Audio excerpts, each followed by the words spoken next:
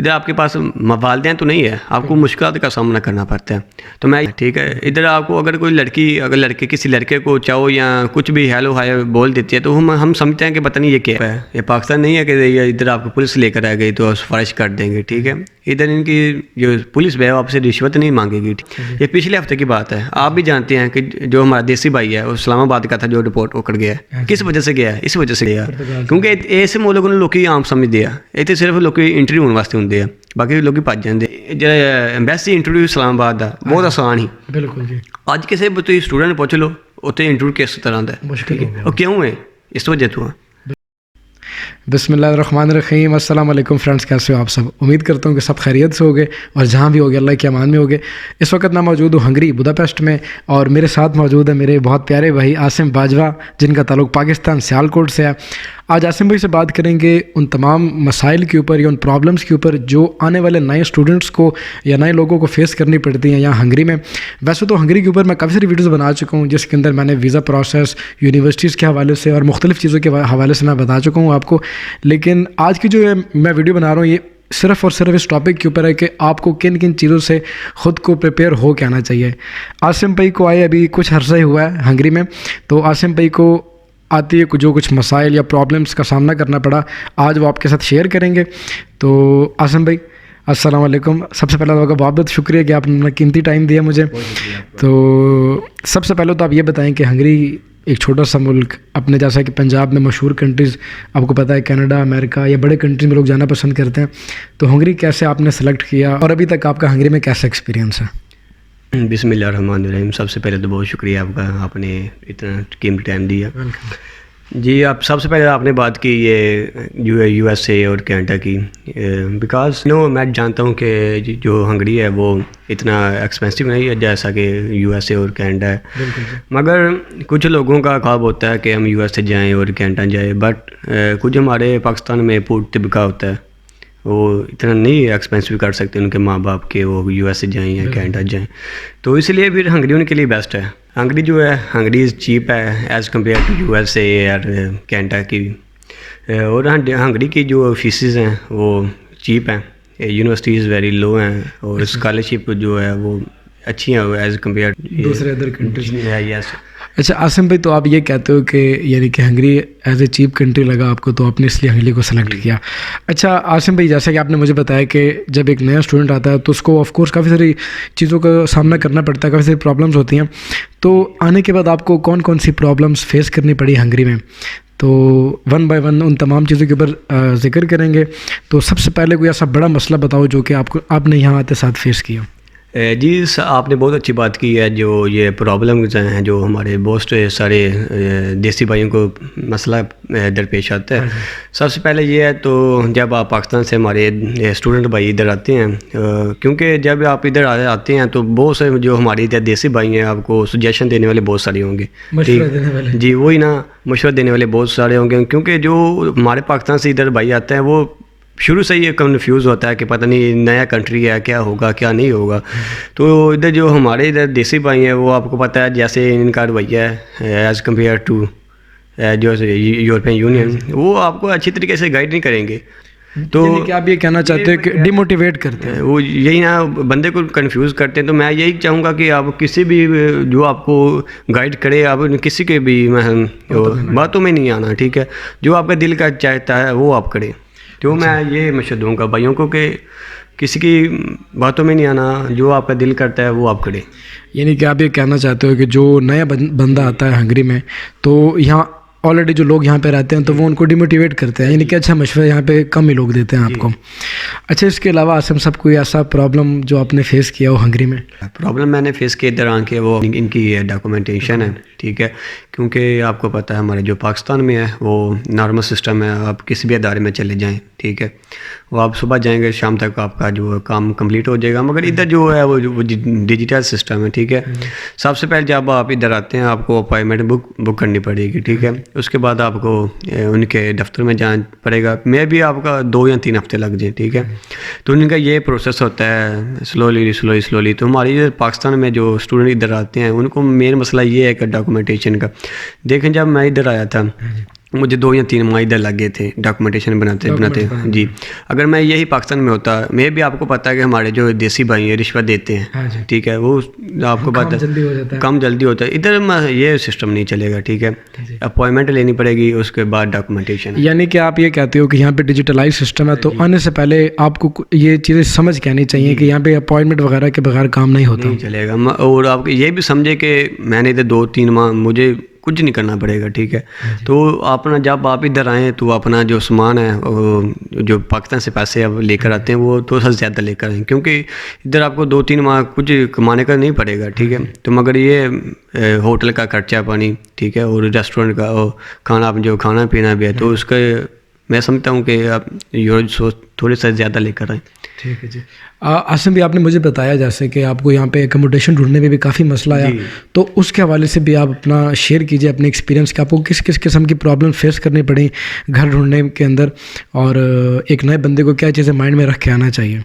जी देखें, जो अकोमोडेशन है, ठीक है, अगर आप किसी अपार्टमेंट में लेते हैं, अपार्टमेंट बहुत वीआईपी होते हैं, ठीक है। अगर आप लो किस्म का लेना चाहते हैं तो वो बाकायदा as compare to new apartment, इधर जो न्यू अपार्टमेंट है वो मे बी 5 to 100 के यूरो के करीब। अच्छा, 500 से 1000 यूरो के बीच में। जी, तो इधर मोस्टली फ़ौरन चलता है, यूरो तो चलता नहीं है जी। जब मैं इधर आया था तो मैं आम से अपार्टमेंट में रह रहा था।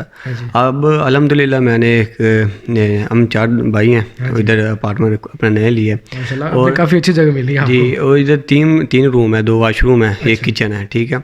तो उधर मेन मसला ये है कि जो एजेंसियाँ हैं, जो इधर के घर के ऑनर हैं, ठीक है, वो आपको कांटेक्ट नहीं देगी। अगर मैं चाहता हूँ कि मैं इधर पाकिस्तान, जैसे आप चाहते हैं कि मैं ये घर 500 यूरो का लिया या 1000 यूरो का लिया, तो मैं एज़ कम्पेयर टू मैं चाहूँ कि मैं इधर 10 बंदों को रखूँगा, और वो पॉसिबल है, क्योंकि इधर की गवर्नमेंट को, इधर के जो ऑनर है वो आपको नहीं देंगे, ठीक है। वो आपको, अगर आपने उनसे कॉन्ट्रैक्ट करना है, वो आपको 5 बंदों का दें, 6 बंदों का दें, ठीक है।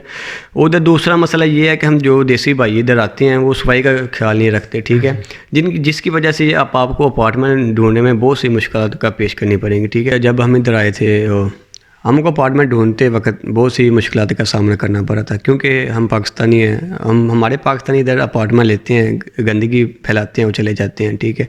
वो इधर के जो ऑनर हैं वो आपको पता है वो हमारे पाकिस्तान की तरह नहीं है कि ठीक है आपने रेंट दिया वो चले गए, ठीक है। इधर आपको सफाई भी करनी पड़ेगी, ठीक है। हमने स्पेशल एक बंदा रखा हुआ है जो इधर सफाई करता है, क्योंकि हमने रखा नहीं, वो ऑनर लगा के देते हैं कि ये इसका भी आपने खर्चा अपने जिम्मेदार है, उसका खर्चा भी आप जी हम उसका देते हैं, ठीक है। तो ये मैं समझता हूँ ये मेन मुश्किलात का है कि जो अकोमोडेशन है, ठीक है। तो मैं ये समझता हूँ जो हमारे 2 आने वाले भाई हैं, ठीक है, तो ये सफाई का खास ख्याल रखा करें, ठीक है, क्योंकि हम तो खुद ही बहुत से बदनाम हो चुके हैं इधर आके। तो ये मैं यही भाई को मशवरा देता हूँ कि जब आप इधर आएँ मेहरबानी करें कि ये सफाई का खास ख्याल रखा करें। यानी कि आप ये कहते हो कि अपने जो भाई यहाँ पे आते हैं तो उनको सफाई का ख़ास ख्याल रखना चाहिए, क्योंकि यहाँ पर ऑफ कोर्स जो हॉस्टल्स वगैरह हैं वो अपने मुल्क के हॉस्टल्स की तरह नहीं है, साफ़ सुथरे रेंटेड अपार्टमेंट्स होते हैं जिनको साफ़ रखना पड़ता है, और अगर आप गंदगी करें या कोई तोड़ फोड़ करें तो फिर उसके ऊपर जुर्माना भी होता है, और मैं भी आपको डिपोर्ट कर दें। अच्छा, यहाँ तक भी बात हो सकती है। ज़रूरी है, ये उन्होंने कॉन्ट्रैक्ट में मेंशन किया होता है, ठीक है। जब आप इनके साथ कॉन्ट्रैक्ट करते हैं, साल का करते हैं, 6 माह का करते हैं, उसमें ये सफाई का खास ख्याल रखा होता है, सुने। अच्छा। और ये भी लिखा होगा अगर आप गंदगी की है तो हम आपको बाहर फेंक देंगे, ठीक है। और हमारी जो कॉन्ट्रैक्ट में आप ये देख रहे हैं, हमारा अपार्टमेंट देख रहे हैं, इसमें कॉन्ट्रैक्ट में ये भी लिखा है कि आप गंदगी आप फैलाते हैं, तोड़ फोड़ करते हैं, आप उसका जुर्माना नहीं देते, हम पुलिस को बुलाएंगे जी। अच्छा, तो आप ये कहते हो आसिम भाई के आपको यहाँ पे एकोमोडेशन ढूंढने में काफ़ी मुश्किल का जी, हमें ये अपार्टमेंट ढूंढते वक्त आई थिंक 2 से 3 माह लगे थे, 2-3 महीने लग गए थे आपको। अच्छा, चले अगर यही कोई इटालियन होता है या कोई और कोई होता है, तुर्की होते, उनको ये बात आसानी मिलता है। क्यों मिलना था, उनके पास पासपोर्ट थे, हमारे पास आपको पता है पाकिस्तानी पासपोर्ट वैसे बदनाम है, तो ये मेन मसला है। अच्छा, आप ये कहते हो कि पाकिस्तानियों को यहाँ हकीर नज़र से देखा जाता है और एकोमोडेशन ढूंढने में काफ़ी मुश्किल पेश आती है। अच्छा, आज हम बात कर रहे हैं व्यूअर्स इन तमाम चीज़ों के ऊपर कि किन किन चीज़ों का जो है तो प्रॉब्लम्स फेस करनी पड़ती हैं नए आने वाले बंदे को, स्पेशली पाकिस्तानी इंडियंस को। तो सबसे पहले तो हमने बात कर ली कि लोगों की बातों में नहीं आना। आसिम भाई, लोग अजीब व गरीब मशवरे देते हैं यहाँ पे, लोग डिमोटिवेट करने की कोशिश करते हैं आपको। सेकंड नंबर पे जो हमने बात की वो डॉक्यूमेंटेशन का यहाँ पे जो तरीकाकार है वो काफ़ी डिजिटलाइज है, तो हर चीज़ें कम अपॉइंटमेंट के साथ होती है, अपॉइंटमेंट के बगैर आपको कहीं कुछ भी कोई बंदा आपकी हेल्प नहीं करेगा। तीसरे नंबर पे आपने मेंशन कर दिया अकोमोडेशन का कि अकोमोडेशन ढूंढना भी थोड़ा मुश्किल है हंगरी में। चौथे नंबर पे कौन सी ऐसी कोई चीज़ जो आप बताना चाहो कि वाकई ये एक मुश्किल प्रोसेस या मुश्किल मरहला था आपके लिए हंगरी में? मैं समझता हूँ कि इनकी जो लैंग्वेज बैरियर है, क्योंकि इनकी जो लैंग्वेज है वो बहुत मुश्किल है एज़ कम्पेयर टू इटली हो गया, स्पेन हो गया, क्योंकि लैंग्वेज में भी बहुत आसान है। अच्छा, ठीक है। इधर के जो आप यूनिवर्सिटी चले जाएँ, ठीक है, उनको इंग्लिश नहीं आती, ठीक है, तो मैं समझता हूँ जो हमारे देसी भाई इधर आते हैं उनको मेन मसला ये होगा कि लैंग्वेज बैरियर, क्योंकि हम सीखे तो नहीं आते, मगर हमें इंग्लिश बोलनी आती है। मगर इनके जो ऑफिस अब डिपार्टमेंट चले जाएँ, यूनिवर्सिटी वगैरह में चले जाएँ, हॉस्पिटल में चले जाएँ, उनको नहीं आती, इंग्लिश नहीं आती, तो फिर आपको ट्रांसलेट करके करना पड़ेगी कि क्या सीन है। यानी कि यहाँ पर ऑफिशियली सतह पर भी कोई अंग्रेज़ी नहीं बोलता, सब अपनी हंगेरियन ज़बान बोलते हैं। जी, तो मैं समझता हूँ ये जो स्टूडेंट आते हैं उनको ये लैंग्वेज का बहुत मसला पेश आता है। ठीक है, लैंग्वेज बैरियर भी होगा चौथे नंबर पे। पाँचवें नंबर पे आप कौन सी चीज़ ऐसी मेंशन करना चाहोगे आसिम भाई? मैं वेदर का कहता हूँ, क्योंकि इधर का जो मौसम है वो एज़ कम्पेयर टू पाकिस्तान बहुत मुख्तलिफ है, क्योंकि इधर पे बाज़ औक़ात मनफी पे टेम्परेचर चला जाता है, क्योंकि आज आप इंटरव्यू ले रहे हैं, आज -3 है, ठीक है, और पाकिस्तान में भी 12 पे हो या 13 पे हो, ठीक है। तो मैं समझता हूँ जब आप पाकिस्तानी स्टूडेंट इधर आते हैं तो उधर से जो जैकेटें होती हैं वो ज़्यादा, क्योंकि वो आपके पास काम तो आएंगे मगर इधर काम नहीं आएगी, इधर आने के बाद आपको दोबारा नहीं लेने में शॉपिंग करनी पड़ेगी, मैं भी करनी पड़ेगी, ये नहीं कि नहीं करनी पड़ेगी। हमारे बहुत से स्टूडेंट भाई आते हैं, वो 2-2 बैग लेकर आते हैं कि उधर यूरोप जा रहे हैं, पता नहीं क्या है क्या, इधर आके ठंड लगा के बैठ जाते हैं, ठीक है। इधर आपके पास इंश्योरेंस नहीं होती, ठीक है, और ना आपके पास नहीं आते हैं, आपके पास ना कार्ड होता है ना इंश्योरेंस होती है, इधर आपके पास वालदेन तो नहीं है, आपको मुश्किल का सामना करना पड़ता है। तो मैं यही समझता हूँ आप जब इधर आएँ, मेहरबानी करें आपसे उधर से पाकिस्तान से यूरो ज़्यादा लेकर आएँ और इधर से शॉपिंग करें, क्योंकि ये ठंड है, ठीक है। इंश्योरेंस सब मैं पहले बता चुका हूँ कि इंश्योरेंस आपकी नहीं हुई। ये आसम भाई बहुत अच्छी बात कर रहे हैं, क्योंकि हमारे जो पाकिस्तान में कपड़े मिलते हैं तो वो एक अच्छी क्वालिटी के कपड़े होते हैं, लेकिन वो सिर्फ हमारे मुल्क की सर्दी बर्दाश्त कर सकते हैं। यहाँ यूरोप की सर्दी बर्दाश्त करने के लिए आपको यहाँ नए सिरे से शॉपिंग करनी पड़ेगी, या मुख्तलिफ़ किस्म की जो जैकेटें या मतलब कि ऐसे कोई कपड़े होते हैं जो आपको कपड़ों के नीचे पहनने पड़ते हैं, जो कि आपकी जिस्म को गर्म रखते हैं, तो यहाँ पे आपको नए सिरे से दोबारा शॉपिंग करनी पड़ेगी। तो अगर आप ठंड के मौसम में आ रहे हो, फरवरी इनटेक में या सितंबर इनटेक में भी इवन, तो आप बहुत ज़्यादा कपड़े साथ मत लेके आओ, क्योंकि कपड़े आपको यहाँ दोबारा ख़रीदने पड़ेंगे। तो ये हो गया पांचवा मसला वेदर का। इसके अलावा कोई ऐसा इशू जो आपने देखा हो आसिम भाई? मैं समझता हूँ कि कल्चर। अच्छा, कल्चर एक बहुत, आपको पता है हमारे पाकिस्तानी को इधर का कल्चर आप दे चुके हैं, ठीक है। हमारे इधर जो कल्चर है वो ओपन माइंडेड है, चाहे वो लड़की हो चाहे वो लड़का हो, ठीक है। हमारे जो देसी भाई इधर आते हैं, आपको पता है वो उनके माइंडसेट किस तरह के होते हैं। इधर हेलो हाय चाहो आम बात है, ठीक है। इधर आपको अगर कोई लड़की किसी लड़के को चाहो या कुछ भी हेलो हाय बोल देती है तो हम समझते हैं कि पता नहीं ये क्या है, ठीक है। इस वजह से हम पाकिस्तानी बदनाम भी हो चुके हैं, क्योंकि हम गलत ख्याल अपने माइंड में लेकर आते हैं, तो जिसकी वजह से नेगेटिव असरात फैले हुए हैं, जिसकी वजह से आपको पता है कितने इधर पाकिस्तानी बदनाम है। तो मैं ये समझता हूँ कि जब आप इधर आएँ तो अपना माइंडसेट मेहरबानी करके ठीक करके लेकर आएँ, ठीक है। जैसे ही आपका पाकिस्तान में ठीक है इधर भी ठीक करें, क्योंकि अगर आप नहीं ठीक करेंगे तो वो फिर ये हैं ठीक करने के लिए। तो मैं ये समझता हूँ। सही है, अच्छी बात की आसिम भाई ने कि यहाँ पर जो कल्चरल डिफरेंस है उसको आप अपने माइंड में लेकर चलो, क्योंकि यहाँ पर जो लोग हैं काफ़ी ओपन माइंडेड है। समटाइम्स सड़क पर चलते हुए भी अगर आपको कोई हेलो हाय करते तो उसका मतलब ये हरगिज़ नहीं है कि वो आपको पसंद कर रहा है या वो आपके साथ कोई ऐसी चीज़ हरकत करना चाहता है, ऐसा बिल्कुल भी नहीं है। यहाँ पे लोग काफ़ी ओपन माइंडेड हैं और मुख्तलिफ़ कौमों के मुख्तलिफ़ मुल्कों के लोग आपको यहाँ पे मिलेंगे, तो आपको थोड़ा सा ओपन माइंड हो के आना पड़ेगा यहाँ। जी, मैं यही चाहता हूँ कि आप जब इधर आएँ अपना माइंड बनाकर अपना दिमाग लेकर आएँ, ठीक है। इधर देखें, आपको पता ही है यूरोप है, ये पाकिस्तान नहीं है कि ये इधर आपको पुलिस लेकर आ गई तो सिफारिश कर देंगे, ठीक है। इधर इनकी जो पुलिस है आपसे रिश्वत नहीं मांगेगी, ठीक है, वो सीधा आपको जेल में लेकर जाएगी। मे भी अगर आपकी लड़की का केस है खास तौर पर, मे भी आपको डिपोर्ट कर दे, ठीक है। ये नहीं आप पैसे दिए तो बाहर आ गए, नहीं। इधर बहुत से ऐसे हमारे देसी भाई भी हैं जो अभी मैं बताना नहीं चाहता, ये पिछले हफ्ते की बात है। आप भी जानते हैं कि जो हमारा देसी भाई है वो इस्लामाबाद का था जो डिपोर्ट होकर गया है। किस वजह से गया है? इस वजह से गया है, ठीक है। तो मैं यही चाहता हूँ आप जब इधर आएँ तो मेहरबानी करके अपना माइंड फ्रेश करके लेकर आएँ, ठीक है।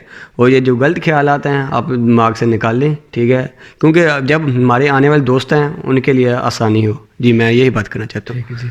तो आज हमने आसिम भाई काफ़ी सारी चीज़ों के ऊपर डिस्कशन की। आई होप कि हमने तकरीबन तमाम जो प्रॉब्लम्स हैं या मुश्किलात उनको डिस्कस कर लिया। इसके अलावा मेरे माइंड में तो और ऐसा कोई मसला नहीं आ रहा। बाकी हंगरी के अंदर आपको अगर कोई किसी किस्म की कोई और प्रॉब्लम फेस करनी पड़ रही है और आप हंगरी में रहते हो तो आप मुझे कमेंट में लाजिम बताओ कि आपको इसके अलावा और कौन सी प्रॉब्लम है ये जो आपको यहाँ पे फेस करनी पड़ी।